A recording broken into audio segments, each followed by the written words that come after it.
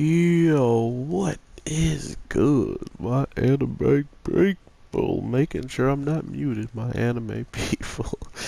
Um, we are getting quite a few very disturbing things happening in this week's of DateALive, and I am super angry that I was looking all around for like 3 or 4 different places and I could not find this episode, and now here I am finding it mad late and having to watch it as of now. But one of the really messed up things in this week's episode was just the simple fact that our homegirl with the clock eye wants to pretty much guinea pig what it would be like if somebody went into the past and pretty much, I don't know, tried to just alter it, you know? And when given the chance to do that, the person hops at it on it, this opportunity instantly, right? But to be fair, I don't think they truly knew what was coming with that. And by God, did some bad stuff come with that.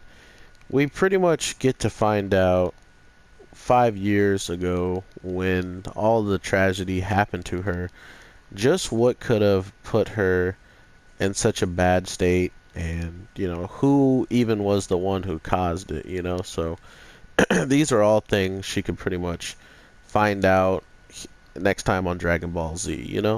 And because of this, we get this instance where she's pretty much fighting somebody who isn't even supposed to be the one that's a problem. Like she's now going against someone that supposedly was there, and she didn't believe, did it in the first place, because I could have sworn she took the word, or she didn't take the word of the girl that controls the plane, and she was just like, okay, well, you can say you didn't kill my parents, but I know you did it. And I don't really remember them clarifying if she believed it or not. And she's like, okay, I think there was like some weird thing that happened, and she got to test her to see if it was what really happened or not. So, um, to see just like the 5 year ago event and what actually happened, man, that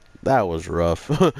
um, she pretty much attacked someone out of spite, just seeing them and seemingly guessing that she was the true one that's done it, if it really wasn't, um, the girl who had the fire ability. And not to mention, we pretty much see that she's with Shido at this point. So if Shido wasn't there to see this whole entire attack go down, nor was the girl who's pretty much in question, it pretty much, was, if I go back in time, I can truly see who was telling the truth.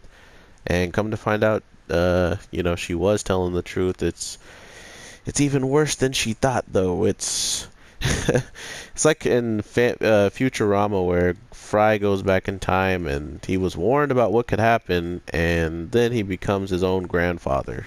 So these are just things that tend to happen when you go into the past and want to change whatever you can. And that's why I said this episode is so messed up in so many ways, is because this whole thing pretty much started because, hey, I want to experiment, and hey, I want to use this ability before I use it on myself, pretty much is the case.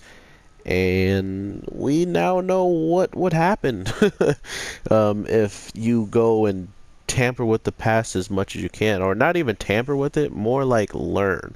Because I feel like this is what happened truly, and she's just seeing it, because even the attack that was left isn't necessarily something the Flame Girl does overall. Like, she does, disintegrate stuff, but she never done like an attack that destroyed it like that. But you gotta mention, they played it so mean. They played it so just awful, because not only does she, keep talking to this like weird image looking thing that doesn't really have a body, and she keeps attack. I was like, why even attack if it seemingly doesn't have a body? You know, you're attacking like what it looks like is a hologram, you know. But it obviously sounded quite similar to the voice that I heard when she even got the opportunity to do something like this. So it seems like this is kind of coming full circle, or that regardless of what's happened in the future, somehow this woman has been there all along and even knows the abilities that she's using as of right now, that she gains in the future, you know. So clearly she has some type of history with these abilities. She has some type of knowledge of why this girl would probably possess the ability she used to have. Not to mention, she straight up calls out that, you know, she was born, you know, like that a new spirit has been created. That's something to celebrate about. So it's clear that she knows a bit more than she's giving off, or even going to allow Orihime to, or you know, Origami to know at this point. So it was seeing somebody pretty much find out that in the future somehow you ruined yourself in the past. Like, that's your actual story, is when you had the opportunity to destroy somebody and you got the opportunity to come back and get that free shot at changing the future, you are also the reason why the tragedy happened to your parents. Like, it doesn't make sense, because if she was born, you know, on that day, or you know, she's in that day, and somehow her future self came and ruined her whole entire life, that is the most messed up story ever.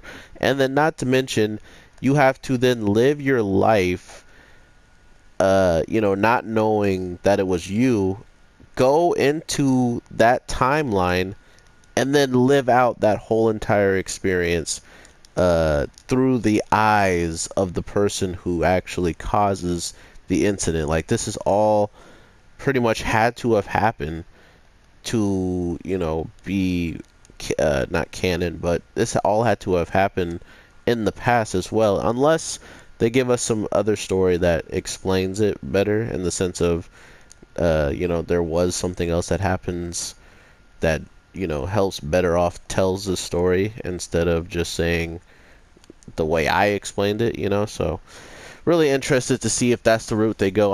I apologize to you guys for dropping this video so late, but to be fair, I've been dropping like 3 videos every single day that I get the chance to, so it did feel weird not to get the third one off, and I should have went through even more extensive stuff, because the only reason why I knew this show came out is because I saw a review on someone doing it, and I was like, how are they really going to talk about episode 8 when I couldn't even find it? Or, you know, like, I couldn't even watch it, and you're telling me someone's did a full review on it? So yeah, I was pretty salty. And the only reason why I was salty is because I just want to get the content out to you guys, so everything else that comes the next day are completely separate days. So now it just feels like this content's gonna drag into Saturday, you know. So again, I apologize for the late upload, but I hope you guys have an amazing night, evening, morning, whatever the case it is you guys watch this, because I know when I'm watching it right now, it's that nighttime. It's like 12 o'clock over here. So take care, my anime faithful, and I will be right back at you with some more daily content tomorrow. So make sure you guys hit that likes button and subscribe if you are interested in seeing more from your boy. So with that, I am the Anime G, and I will talk to you in the next one. Alright, peace. How should we end it? Dio on Dio.